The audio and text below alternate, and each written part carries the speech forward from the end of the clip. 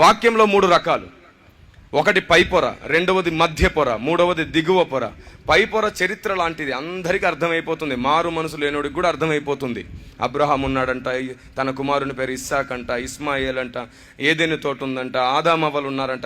ఇలాగ అందరికీ ఆ చరిత్ర అర్థమైపోతుంది. ఇక మధ్యలో ఉన్న పొర ఇదేమిటంటే ఆత్మీయ జ్ఞానము, హెచ్చరికలతో, భక్తుల జీవితంలో జరిగిన సంఘటనలతో మనల్ని మనం హెచ్చరించుకొని మన భక్తి జీవితాన్ని గాడిలో పెట్టుకుని సరిగ్గా ప్రయాణం చేయడానికి దేవుడు మనకిచ్చినటువంటి గొప్ప బోధ ఆత్మీయ హెచ్చరిక.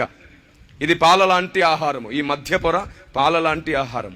ఇక చివరిలో ఉండే దిగువ పొర వాక్య మర్మము. ఇది మనల్ని సంపూర్ణతలోనికి నడిపిస్తుంది. దేవునికి స్తోత్రం కలుగునుగాక. మనకు సంపూర్ణతనిస్తుంది. మీరు చూడండి ఒకసారి బైబిల్ తెరిచి, మన తల మీదకి వచ్చే అభిషేకము కృపావరములు మనకు సంపూర్ణతనివ్వవు. ఈ అభిషేకం కృపావరములు సాతానుతో పోరాడి సంఘానికి క్షేమాభివృద్ధిని కలగజేయడానికి దేవుడిచ్చే ఆయుధాలు. కానీ దేవుడి వాక్యము మనకు సర్వ సంపూర్ణతనిస్తుంది. చూడండి ఒకసారి ఆ వచనం, ఎఫెసీ పత్రిక 1వ అధ్యాయం 8 నుండి 10 వచనాల్లో రాయబడిన మాటలు చదువుకుందాం.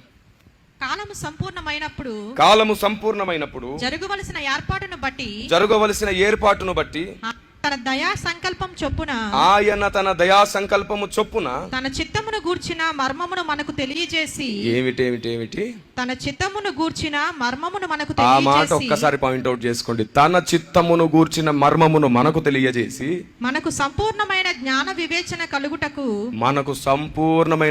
వివేచన కలుగుటకు ఈ కృపను మన ఎడల విస్తరించు. ఆమేన్. Praise the Lord.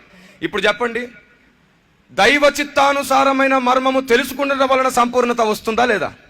ఇప్పుడు చెప్పండి, మన వాక్యానికి మనం ఎక్కువ అవకాశం ఇవ్వకపోతే, వాక్యం అత్యవసరమైందని తెలుసుకోకపోతే దేవుడు దాచిన నిగూఢ సంగతులు ఎలా మనకు అర్థమైపోతాయి?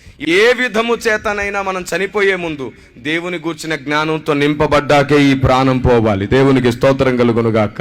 మీరందరూ అధిక మహిమలో ఉండాలంటే వాక్యానికి ప్రథమ స్థానం ఇవ్వాలి.